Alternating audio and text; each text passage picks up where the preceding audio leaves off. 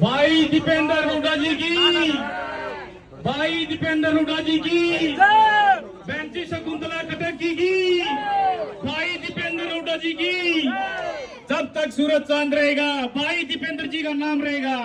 ये हमारे बीच में हमारे युवा नेता, हमारे भाई लोकप्रिय युवा नेता पहुंच गए हैं। भाई दीपेंद्र हुड्डा जी की, भाई दीपेंद्र हुड्डा जी की।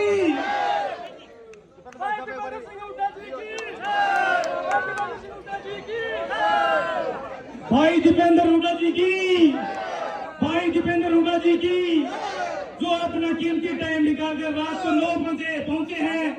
हम आशा करते हैं कि दीपेंद्र हुड्डा भाई साहब की रोहतक को आगे लेके जाने के लिए जो मैंने काम किए थे वो भी आपको याद होंगे कि रोहतक का नक्शा बदले। जब आपने यहाँ से मुझे अवसर दिया था कि रोहतक का नक्शा बदले, रोहतक अपना आगे जाए। और पिछले इतने वर्षों से जो मेरा आचरण है वो भी आपके आगे है। जो मेरा आचरण है, मेरा व्यवहार है, वो इतने वर्षों की सारी बात आपके आगे है। मैं केवल एक बात आपसे कहना चाहता हूँ कि काम और आचरण की कसौटी पे अगर आपकी आत्मा ये गवाही दे कि मैं खरा उतरा हूँ तो आप मुझे अपना आशीर्वाद देना। मैं आपसे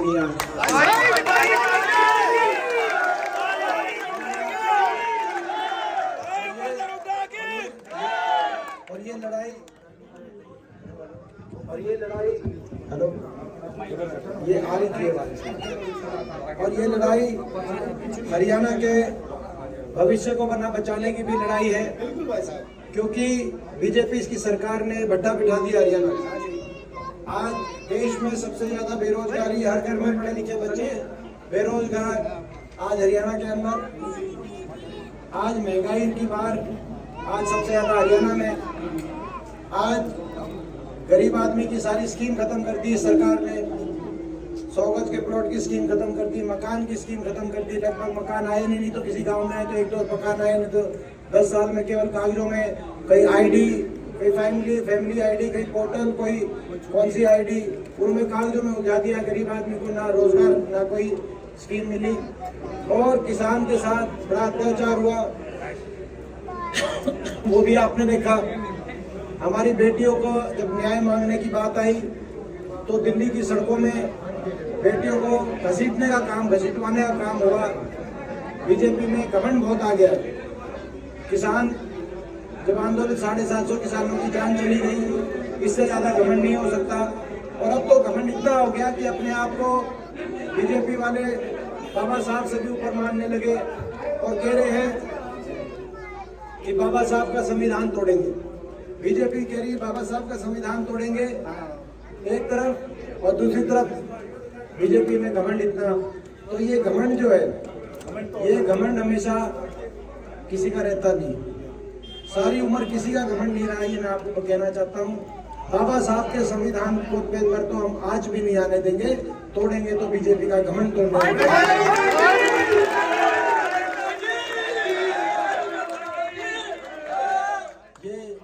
लड़ाई हरियाणा के भविष्य को बचाने की भी लड़ाई है।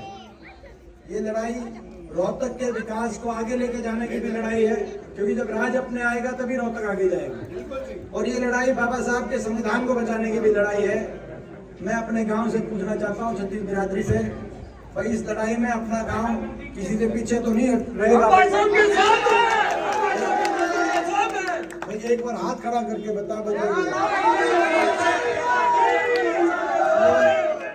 और अपनी सरकार बनते ही हम पहली कलम से हम हमारी माताएं बहनें भी बहुत बड़ी संख्या में यहाँ उपस्थित है। अपनी सरकार बनते ही पहली कलम से कुछ काम करेंगे। आज हरियाणा में माहौल बन गया, सरकार आपकी बनेगी। सरकार बनते ही सबसे पहला काम बड़े बुजुर्गों को देश में सर्वाधिक 6000 बुढ़ापा पेंशन करने का हम काम करेंगे।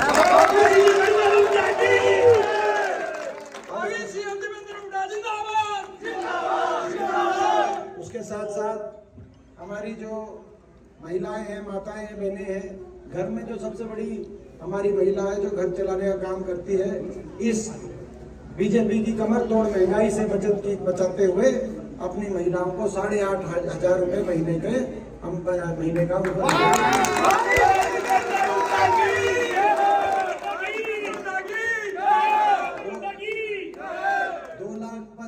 जो बीजेपी ने 30 लाख पद सेंटर में खत्म कर दिए और 2 लाख सरकारी पद स्टेट के अंदर खत्म कर दिए। बीजेपी सरकारी नौकरियों को खत्म करने का काम किया आज, इसीलिए बेरोजगारी का आलम देख सकते हैं। तो जो हरियाणा के अंदर 2 लाख पद समाप्त हुए, सेंटर में हमारा गठबंधन आता है तो सेंटर में उन पदों को बहाल करेंगे और हरियाणा में अगर हमें अवसर जब हमारी सरकार बनेगी तो उन 2 लाख पदों की पक्की भर्ती पारदर्शी तरीके से समयबद्ध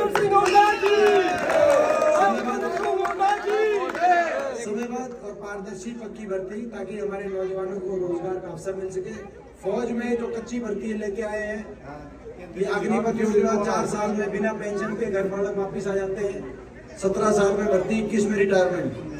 इससे पहले दुनिया में कहीं ये उदाहरण नहीं था कि 21 साल में किसी को रिटायर कर दो। रिटायरमेंट पे 21 साल का बालक घर वापिस आ लेता है। ये बीजेपी ने नीति बनाई है, अब क्या बताएं इसकी ऐसी नीति का। मगर भाई ये हमारा संकल्प है, ये एक हमारा मैनिफेस्टो में ये भी है कि ये कच्ची भर्ती जाएगी और फौज में पक्की भर्ती दोबारा से आएगी। किसान को एमएसपी की गारंटी, जिसके लिए किसान ने आंदोलन किया, किसानों के एमएसपी की गारंटी और कर्मचारी को ओल्ड पेंशन स्कीम ओपीएस का लाभ देने का हम काम करेंगे। ये हमारा मैनिफेस्टो है। मैं आप सबसे पूछना चाहता हूँ, और एक और मैनिफेस्टो है, दिल्ली, हिमाचल और पंजाब की सरकारों के तर्ज पे हरियाणा में भी 300 यूनिट बिजली माफ कर देंगे। ये हमारे संकल्प है। मैं आप सबसे ये पूछना चाहता हूँ, और एक संकल्प रोहतक के लिए भी, रोहतक को आगे लेके जाने का काम करेंगे। आने वाले समय में जो हमने सपना देखा था कि अपना रोहतक, दिल्ली के पूर्व में नोएडा, दक्षिण में गुड़गांव और पश्चिम में रोहतक जब 10 साल आपने अवसर दिया तो उस समय बहुत कोशिश करी कि नक्शा दे रोहतक का बदले, दिल्ली की नजदीकी का फायदा उठे। लेकिन आने वाले समय में मगर जैसे ही राज गया, अपना काम वहीं गया, वहीं की वहीं मेट्रो का आखिरी खंभा बहादुरगढ़ में जहाँ तक हम बनवा के गए थे, 10 साल में खट्टर साहब ने एक खंभा भी आगे मंजूर नहीं कराया। तो आने वाले समय में मेट्रो रोहतक तक आए और रोहतक विकास के मामले में गुड़गांव और नोएडा के स्तर पर रोहतक में विकास हो, ताकि हमारी अगली जनरेशन को, नेक्स्ट जनरेशन को अपने क्षेत्र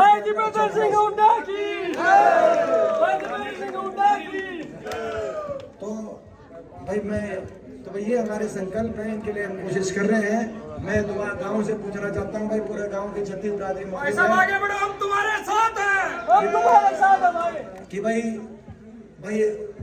हरियाणा के भविष्य को बचाने की इस लड़ाई में, रोहतक के विकास की इस लड़ाई में और बाबा साहब के संविधान को बचाने की इस लड़ाई में भाई अगर गांव साथ है तो आप ये बताओ कि भाई निश्चिंत होके आप अगर इलेक्शन संभालोगे तो भाई मैं निश्चिंत होके अगले